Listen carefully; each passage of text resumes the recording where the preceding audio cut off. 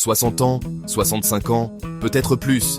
Et l'IA débarque dans ta vie comme un invité non prévu qui squatte ton salon. Tu entends parler de ChatGPT partout. Tes enfants t'envoient des liens. Les médias alternent entre révolution totale et fin du monde. Résultat, tu ne sais plus quoi penser. Moi, j'utilise l'IA chaque jour depuis fin 2024. Pas pour faire le geek, pas pour impressionner qui que ce soit, juste pour voir ce qui fonctionne vraiment. Et aujourd'hui, je te partage les 5 usages qui ont réellement changé mon quotidien. Rien de compliqué, rien de superflu, juste l'essentiel. Tu as des articles qui s'accumulent, des livres commencés, jamais finis. Des rapports que tu devrais lire mais que tu repousses depuis 3 semaines. L'IA peut lire à ta place? Enfin, pas exactement. Elle synthétise. Tu colles un texte, tu demandes l'essentiel, tu gagnes 1 heure. Et mieux encore, tu peux lui demander de repérer les biais d'un auteur, les contradictions d'un article, les points faibles d'un raisonnement. C'est comme avoir un assistant de recherche disponible à minuit, qui ne se plaint jamais. Pour nous, les infobèses chroniques, c'est une vraie libération.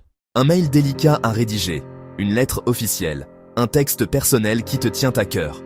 Tu donnes tes idées en vrac à l'IA, elle les structure. Toi, tu reformules, tu corriges, tu ajoutes ta touche, tu restes aux commandes. L'IA ne t'enlève pas ta voix, elle t'aide à l'amplifier quand tu es fatigué ou bloqué. Personnellement, je l'utilise pour écrire des messages complexes à des administrations françaises depuis Madagascar, là où chaque mot compte et où ma patience a ses limites. Ce n'est pas de la triche, c'est de l'artisanat assisté. Voilà celui que personne ne mentionne jamais. L'IA ne sert pas seulement à trouver des réponses, elle sert à formuler de meilleures questions. Face à une décision médicale, un choix financier, un problème complexe, tu lui expliques ta situation et tu lui demandes quelles questions tu devrais poser. Tu arrives chez ton médecin, ton banquier, ton notaire, préparé. Tu reprends le contrôle de la conversation. Après 60 ans, savoir poser la bonne question vaut souvent mieux que d'avoir toutes les réponses. Blockchain, LLM, résilience systémique, intelligence artificielle générative, l'actualité est devenue un flux d'anglicismes et de concepts fumeux.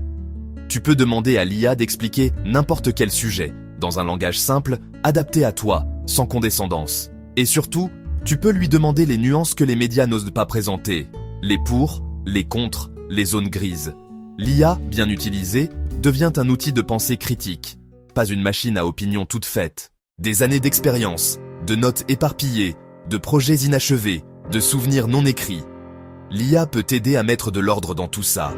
Tes notes de voyage deviennent un récit, tes recettes familiales deviennent un livre, tes réflexions du matin deviennent un article. Moi, je lui confie mes pensées brutes du réveil pour en faire des posts de blog lisibles. L'œuvre finale reste la mienne. L'IA est juste l'outil, comme une scie électrique dans les mains d'un bon menuisier. Ce que j'ai appris en chemin. L'IA devient vraiment utile quand tu l'utilises pour amplifier ce que tu fais déjà bien.